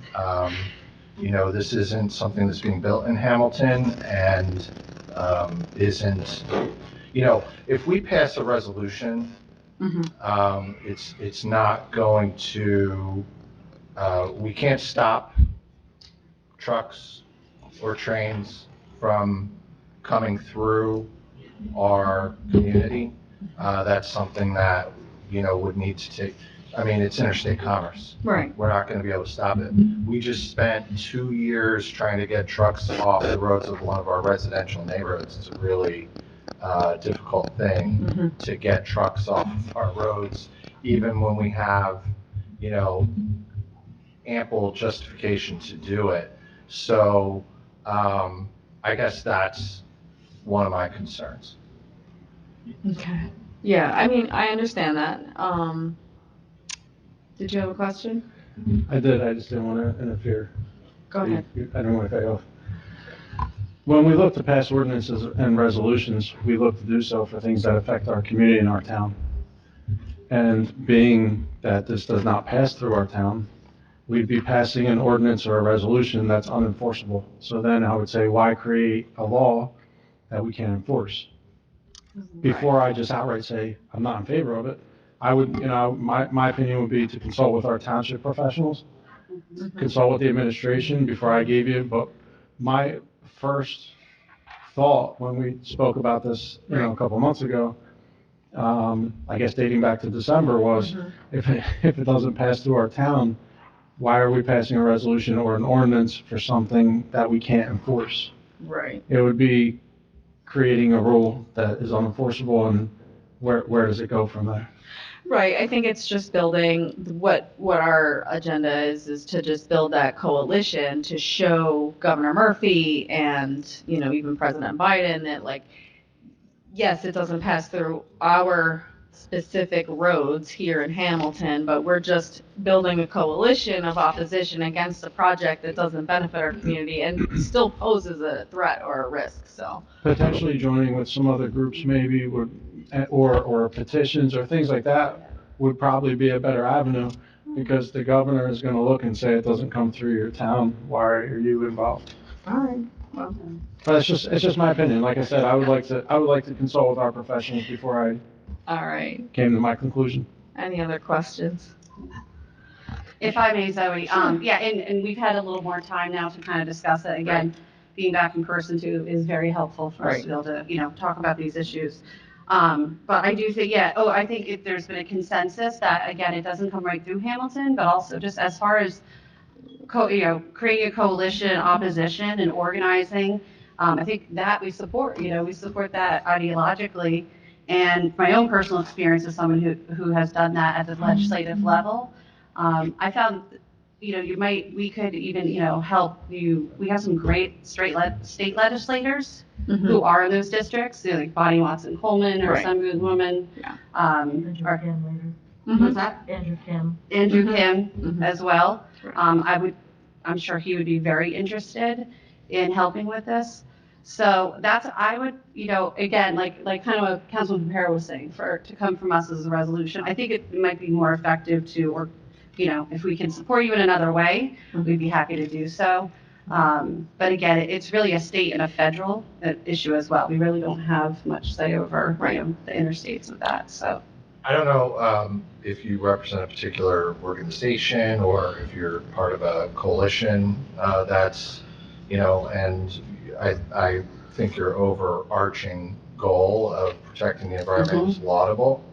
I'm just not sure that this is the right thing for our council to move forward on. Gotcha. All right, well, thank you very much. Thank you. All right, Thank you take for care. bringing it to our attention. Thank you. And stay in touch. Thank you. Okay. Do we have anyone else for public comment? Lisa Williams? Oh, sorry. Janice? This is so full. I know, but Janice is almost a liaison to the council, so she should speak when we speak. Janice Lowry, 432 Trinity Avenue, Cornell Heights. So nice to see you all in person, especially Madam President. Okay, very good.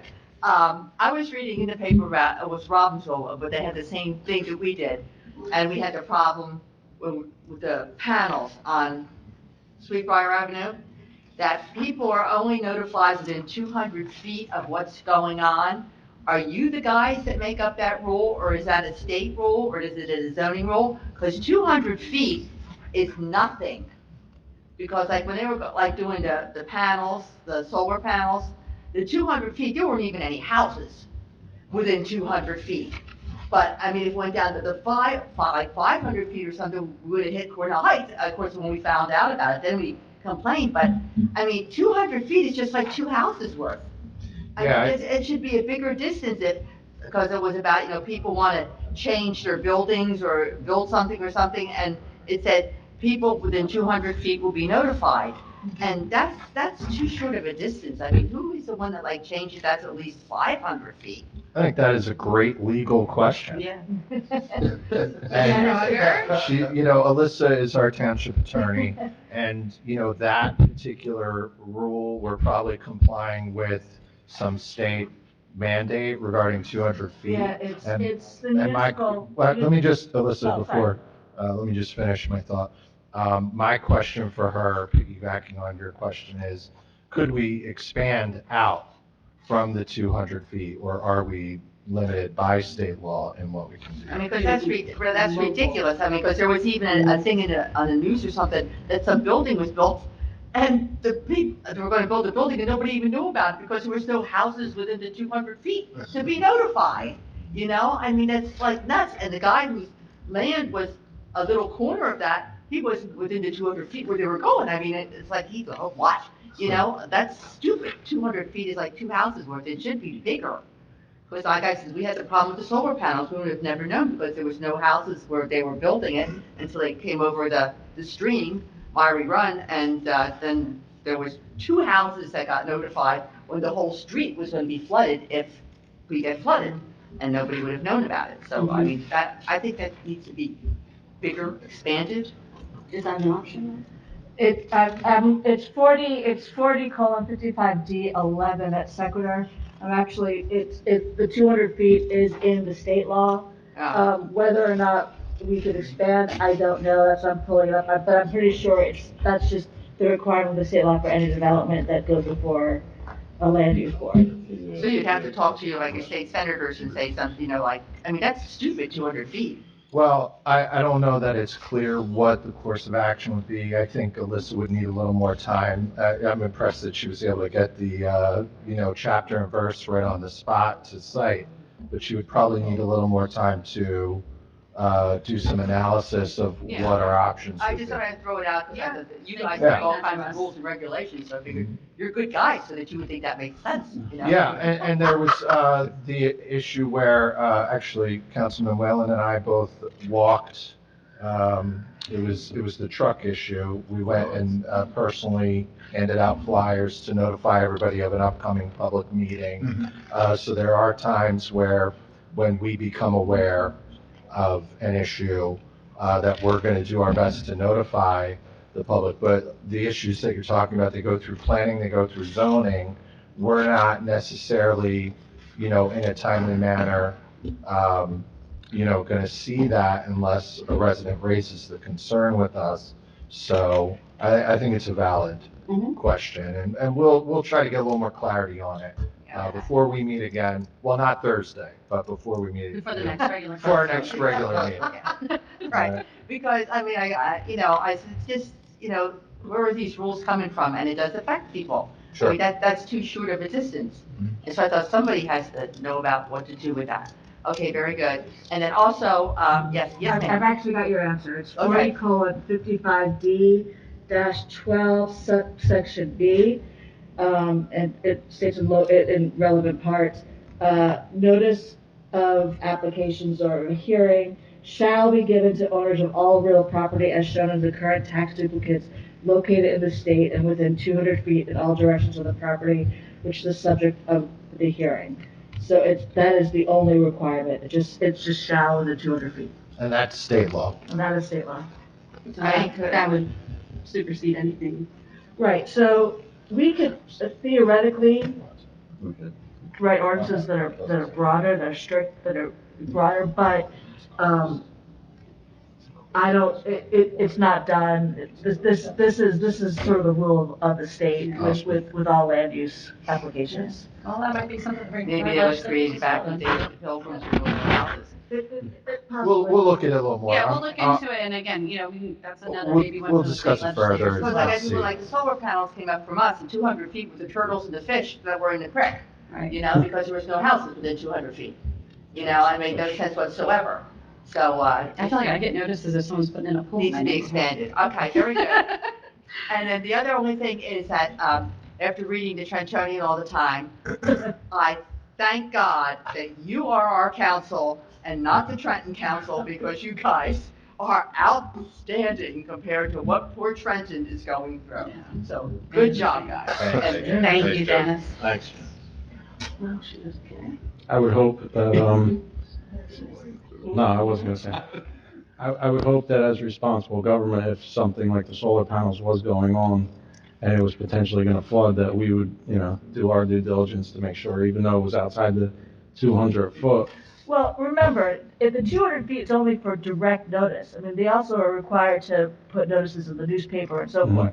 So that's, the 200 feet requirements for the letters that go to Gotcha. to the properties. But, there's still open public meetings, act requirements, they've got to post, they've got to go in the newspaper, so, it's just specifically for those 200 feet. Okay. Thank you.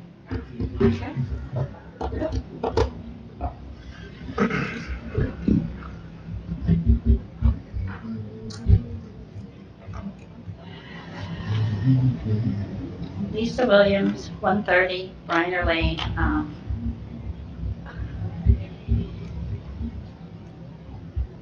going to comment again on the dog licensing. I'm going to ask for bank rec and audit update, just so everybody knows. I know that the health officer has a thought that rabies clinics shouldn't result in dog licenses, but I strongly disagree. Dog licensing is required by state statute, and as the health officer, I believe, is supposed to enforce the dog licensing law.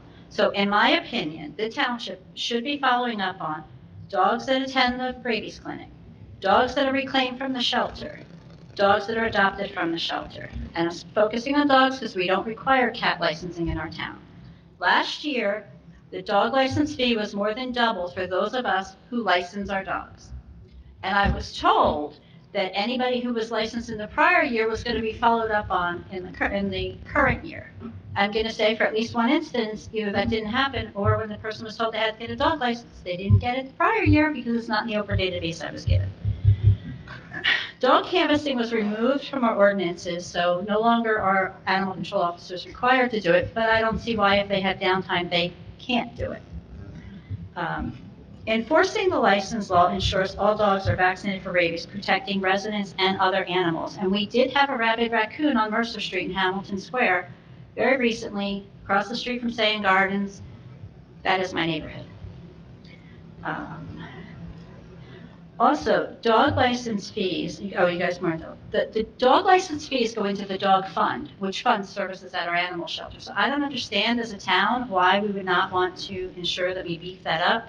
Yes, we supplement the shelter with tax dollars, but why do we not want the dog fund to pay as much as we can to reduce the burden on people who don't have animals? Those of us that have animals use the shelter services or potentially could if our dogs get lost, whatever. I don't agree with that we don't follow up. To be fair, nobody said we don't want to register the dogs. It's that we want to encourage people to get the rabies shot.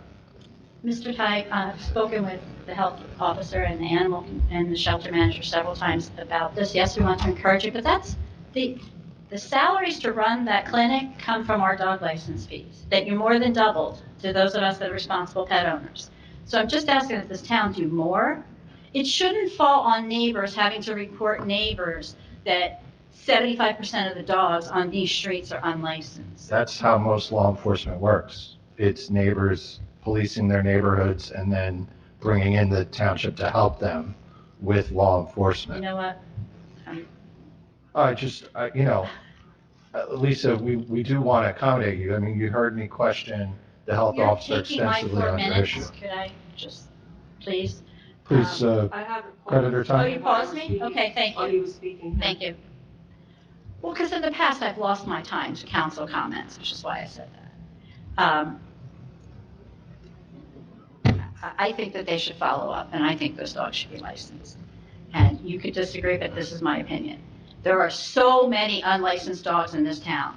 It is really bad. I mean, there are a lot of dogs on my street, only 5 are licensed. And they're primarily at my end of the street with the exception of one. That's really bad on Acres Drive. Just walk down. Every barking dog. Go look it up. They're not licensed. And here I am in a public meeting complaining about my neighbors. Not what I wanted to do, but I just think it's not right that we're just not going to follow up. They know populations of dogs where they live. But unless a neighbor calls, you're not going to make sure it's licensed. To me, that doesn't make any sense. Any further updates since last week on the bank recs and the audit, please? So, since last council meeting, as you know, I emailed you and updated you that we still had 2 outstanding accounts that needed to be reconciled for 2020, the current fund and the animal trust. Since then, and I can give you a newer update tonight, the current fund, if it's not done today, hopefully by tomorrow, and animal trust should be finished this weekend. And so we're hopeful that we'll be all done with the 2020 bank recs by the end of this week or over the weekend, let's say by Monday, which is the holiday. We also have the auditors that are coming out to do kind of like their wrap-up testing. They're coming out this week on Thursday. And so they'll be on site doing hopefully everything that they need. And then with these last two bank recs, they should be able to complete and finish the audit. We're hoping by mid-March that we'll, at that meeting in March, we'll have the audit for approval by the council. Okay? Did the bank reconciliation process result in any material adjustments to reconcile those accounts? We don't believe so. So, and again, that's part of what the wrap-up that the auditors will do too.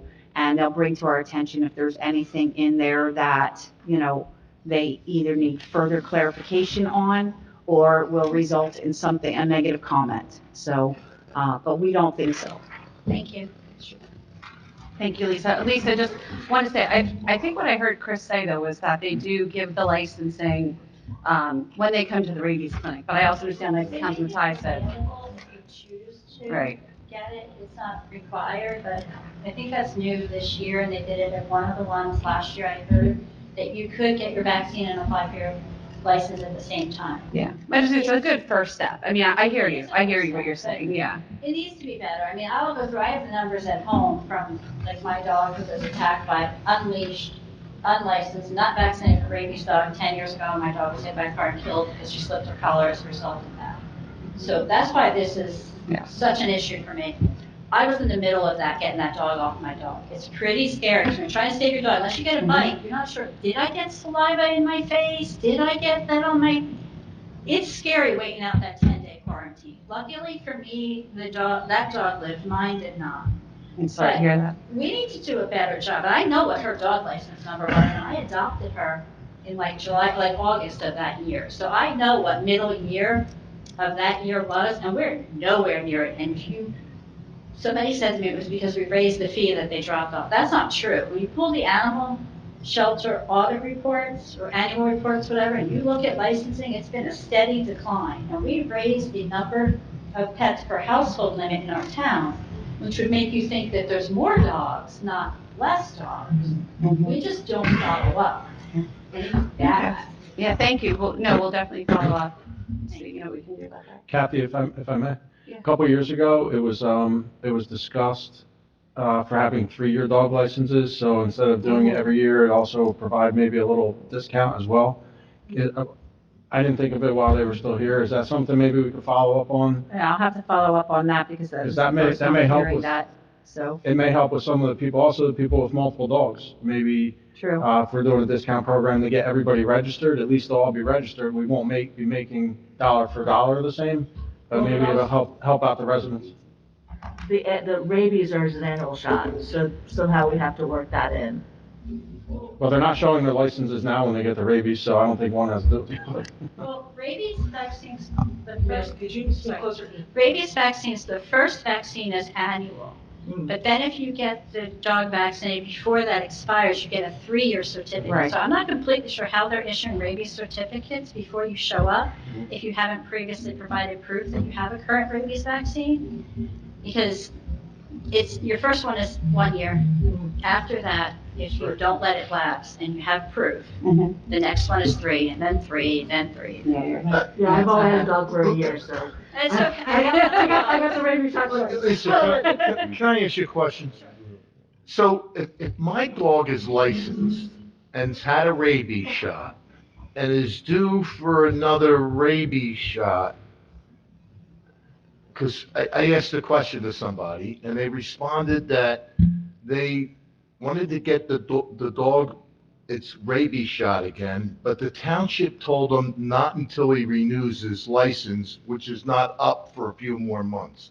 Is that how it worked? That don't make sense, because what they just said earlier was you don't even have to have a license to get a rabies shot. I was gonna say, I'm sorry to interrupt, Lisa, but when, we had our, not to be personal, but like when we had our dog checkup, it was prior to the end of the year, and I said, like, can we just do it now? I don't wanna have to wait. They did have to check a timeline. Like, it doesn't have to be within a Yes, so- certain, it has to be within a certain time when you're renewing the license. I'll use my current dog as an example. Yeah. I adopted Daisy in May of 2020. She was brought up from the south. She was a rescue, sorry. And she had been vaccinated by the rescue group in September of 2019. I could not license her because her rabies vaccine, which they only had 1 year proof of, expired before November 1st. So I had to revaccinate her in June. You have 30 days from getting a dog to get it licensed. And with curbside vetting during COVID, the vet gave a vaccine I wanted to discuss, not the one I wanted, so we couldn't do it in May, we had to do June to wait. So I had to vaccinate her in June so that I could license her in 2020. And that then became 3 years because I had proof from where I adopted her from that that she was 1 year, her second one was 3 years. So now she's not due for another rabies vaccine until June of 2023. Come 2023, because I can't license her if her vaccine expires before November 1st, I will need to revaccinate her in February to license by the due date of February 28th. Like, that was the point I was trying to get when we were rushing through changing the pet ordinance about how some of the rabies clinics' dates make no sense. Right. Because of when you then have to revaccinate your dog in order to license it. True. Yep. Yeah. Good point. Okay. Thank Thanks, you. guys. Appreciate it.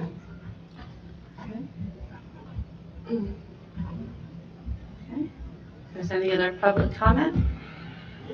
Come on, oh, now I know, Pat, what you went through. I didn't even see there's someone back there. I'll try and get rid of that pole before the next meeting. I don't know, that kind of looks like it might be a little daring, yeah. Good evening, sir, if you could just give us your name and address. Good evening, council. My name is Ames. I live on Ridge Avenue in the township. First, I'd like to introduce myself. I'm a Vietnam veteran, 67 and 68. I'm a member of Post 414 in Lawrenceville, which I serve as chaplain over there. And the reason I can't make this meeting, because our meeting is on the same meeting that this is, but I told my commander I got to come to this meeting tonight. But anyway, I had to introduce myself first. I have a 3-part question. The one is for what about Club 10, which is on the corner of Pittman and Clover Avenue, supposed to be demolished or something. The second, do you want to answer one at a time or? They don't know where that is, that's our neighborhood. I know where it is, man. If you want me to ask one at a time or you want? You want to ask your questions? I can answer the Club 10 question, sir. We have foreclosed on that property that is going out to bid to be demolished. It will be turned into some sort of mini park, pocket park, butterfly, wildflower thing. I was told to ask, could we just have like some flowers or something? That's what it's going, Because we already have one park down the street. yeah, Thank you. yep. The next question is the housing that was supposed to be built on the corner of Boyden and Rainey, but we changed it from a big high-rise to a 3 homes built. So I want to know, I'm asking, is that still going to be in the plan or just sitting there? Again, me? Okay, so, You're the one. I'm the one. Last I heard is that, yes, there was opposition to building the higher rise on those lots. Right now, they're still just, wild woodland grasses. And I do believe that the plan is to build some single-family housing there. But Thank you very much for yes, that. the last I heard, but that was about 6 months ago, so. Thank you very much for that. The last one is last but not least, but right at the corner of Pittman and Leader, you have the cemetery there, and the other home that's sitting on Clover, they own that lot all the way over to Pittman. And that's a bad, bad intersection, because my daughter almost got hit the day, Wednesday, last week, coming out of there, making a left and going up to Cedar Lane. Mhm. But I asked the township last year where they cut the bushes down, and it's like, so I took my little weed whacking when I done my little thing. Come find out, they got a big steel fence going around it, right at the curb. I almost whacking a weed whacker, got whacked, almost got, but anyway, long story short, I'm at the township, could they try to do something with that intersection? And on Pittman, where there's 3 new homes there, 4 new homes there, they come in from Park Avenue going over to Clover, or going over to Cedar Lane. Those folks are going 45, 50 miles an hour past those homes there, and we at the township, could it put maybe 3 speed bumps or something? Cause we have children on bicycles there, and one day me and Eddie was standing out there in his yard, and the guy come through there, I said, slow down, slow down, he gave me the bird. You know, but I didn't want to get the license plate and call him in and all that other stuff that goes with it. So I was just asking, could someone do something with that intersection there? That was Pittman and Rennie? Did you say? Pittman and Leader. Leader. The Lida. Okay. Yep, I find, I'm looking at it right now. Leader. On the map.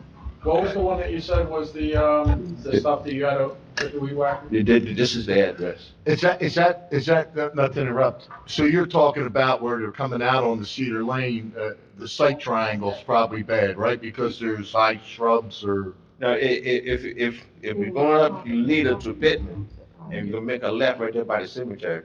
I know you can't do nothing with the cemetery, we're talking about the lot that's on the Right, right. that's what I'm asking. So obviously, the person, in this case, whether it was your daughter or whatever, anybody driving, I guess, has to come out too far because they can't Exactly, see. exactly. So that's what I'm referring to when I say the site triangle.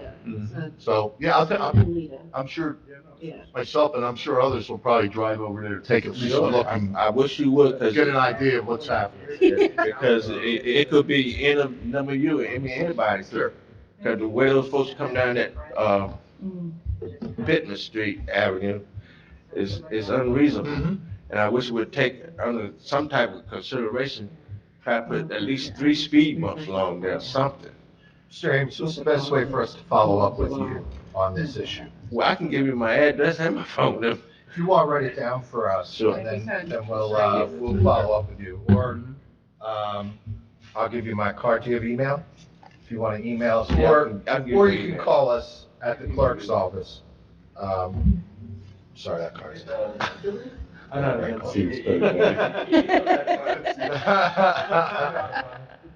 Appreciate it. If we'll get in touch, just get in touch with him. There you go. The clerk was trying to get your attention. Okay. You can come give me your phone number whenever. That's it. Okay. Okay, so we all done? We'll follow up with you. Thank you so much for joining us Thank you. tonight, Sorry. bringing that to our attention. Okay, if anyone else, anyone behind the pole? No, there's nobody else. There's nobody behind this one. I'm gonna get those mirrors and like even angles so I can see. Okay, all right. Well, it's been great to be back in person. Yep. So, council members, seeing no further public comment, we want to turn to council comments. Pat, or Councilman Capara, would you mind starting? Just going down the line. Yeah, very briefly, just want to thank our staff, the Board of Health, thank them for coming out with all their preparation. We've come a long way since 2020, but we still have some ground to make up still. So we look forward to seeing some improvements and progress there. Obviously, the health department with COVID has been swamped, to say the least. Their staff has been taxed. So they got some work to do yet, and we look forward to hearing back from them to find out the remedies to some of their problems. I want to thank John and Kevin for making this meeting possible, as well as the rest of the administration. And to my colleagues, see you in a couple weeks, and thank you. Thank you. I'll also be very brief. I just wanted to reiterate what Council Pepero had mentioned regarding the report this evening. It reassures me it's some good signs with the direction that we're going in with some of our COVID cases. That was some good news, and it's great to have a live meeting rather than on a Zoom. I'm all zoomed out. So that was. And also the report, just the overview by Kathy and her team was much appreciated. I just wanted to say hello. I know we have in the back the Dina Thornton. She's a board vice president, sits on our school board. So Dina, nice seeing you in attendance, even though there's polls in my way. I just wanted to thank everyone for coming out this evening. I thought it was a good meeting, and look forward to seeing you in March 1st. Thank you. Yeah, thank you. The one thing that I would add is we do appreciate your input. It helps us to, for our awareness of any issues. So when we hear from the public, that's definitely helpful, and we appreciate your input. The one thing that I would add is I just want to commend the administration, every single department, not just the Department of Health, but every single department in the township has printed an annual report and posted it on the township website, which I think is a great step for transparency and accountability. So I just want to commend Kathy and her team for getting that information out there in such a timely manner. And with that, we'll see you on Thursday. Thank you, Councilman. Vice President? Thank you, Madam President, and thanks everybody that did attend tonight. Like my colleague said, regarding the report from the Division of Health and Director Fitzgerald, they were well prepared and very informative to the council. I thought they did a great job. But more importantly, as we all say, we appreciate you coming out, even though it's a small crowd. It's great to see Janice again and Miss Williams, who's the regular attendees at our meetings, and appreciate your comments. As far as Miss Williams regarding dog licenses, I couldn't agree with you more. I appreciate your passion and trying to keep us informed or better educate ourselves, right, as we like to say. Regarding this, and it's something else that I guess we're going to have to look into as a council is how we move forward with this and make sure that, all our residents are licensing their dogs especially. So, but, they're moving parts, right? We watch our animal shelter and we watch that grow and we've seen it progress, but yet, right, there's still issues that we need to correct. And it was good to see Danielle talk about that tonight with the medications. And although they're doing an investigation, at the same time, they're trying to come up with a program to make sure it doesn't happen again if that's what happens. So they're all good things. But then again, I'd just like to thank everybody for coming out. And have a good night, be safe, and we'll see you in March. Thank you. I'll keep my comments brief as well, and I want to thank the Director and the Department of Health. We all know how hard they've been working the past 2 years and continue to do so. I think their evidence is not just in the reports, but specifically the vaccination numbers, to know that he said about 94% in certain populations and 90%, which means, that's amazing, to be honest. I'm very impressed. I agree with everything my council members have said, but I also wanted to just do a reminder that we have the return of the St. Patrick's Day Parade, which we're all very excited about. That'll be March 12th, noon, right? Noon, down Nottingham. Mercer Street, down Nottingham. Yep. So hopefully we'll see everybody. I'm sure it's going to be a well-attended event. We also have on Thursday on Zoom, we will be having a public meeting with the Robbinsville Council to review and have the presentation about the sewer rate study. So I know a lot of people have been waiting for that. So that's this Thursday, February 17th at 6 p.m. The Zoom information is on the township website if you would like to join us. You can also submit questions in advance, and correct me if I'm wrong, Madam Clerk, they must be in by tomorrow. No, it was 4:30 today. Oh, it was 4:30 today, okay. So if you have any questions or comments, you would have to join the Zoom meeting and ask them during the meeting. Okay, so again, February 17th, 6 PM. And I want to also thank Mrs. Dina Thornton for joining us tonight, our Vice President of the Board of Ed, and for all that they do for us and for their grateful collaboration with the council and administration through all the last 2 years. So I appreciate that. And with that, stay warm, and we'll see you March 1st. This meeting is adjourned.